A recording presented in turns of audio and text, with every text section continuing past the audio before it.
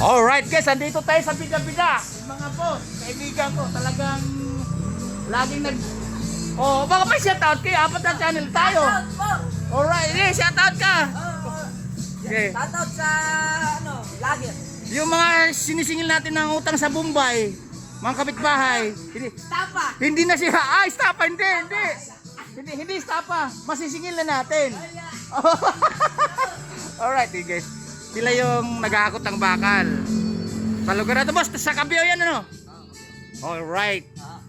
Guys, nag-aakot sila ng bakal, halo na siya, may yero, may bakal, solid bakal. Sabi ko nga sa iyo boss, kahit sa ibang planeta napapanood na tayo, apat yung channel natin. Alright, ayan o, boss. Kahit sa sa dulo ng planeta, sa Pluto, sa Plutong Pluto, mapanood din ng alien.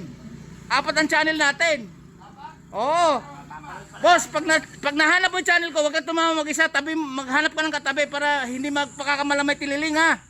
Kasi ako yung vlogger na sumasayo, apat ang suso. Alright, guys, kita nyo na ng paliwanag. Oh. Okay, boss. Oy, yung manginginom natin na kapitbahay, i-shout out mo na yung manginginom. Laging lasinggero. Oh. Oh, sige, shout out mo na yung nananangay ng kambing na kapitbahay na hindi natin nakikita. Oh, makikita na natin siya.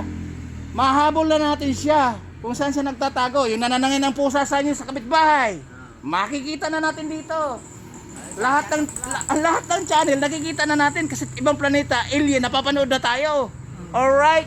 Oh, yun ang binabayaran dyan, yung alright. Okay? Guys, galing ako sa guys, ay naka-open pa pala to. Galing ako sa bintahan namin ng kumpanya ng karton. Napadaan ako dito dahil naghahanap tayo ng rim ng pang side wheel sa may isang kulong-kulong natin. Alright? Kaya nga natapatan naman natin na may bida-bida dito dahil naghakot sila ng items, bakal, yero, kung ano-ano pa. Boss, pag naghakot ka dito, every week ba o isang buwan ganun? Naghakot na kayo. Mga isang buwan ba? Tuwing isang buwan o tuwing linggo naghakot ka din eh? Ayun guys, tuwing linggo. Business is continue for life extension. Alright? Oh.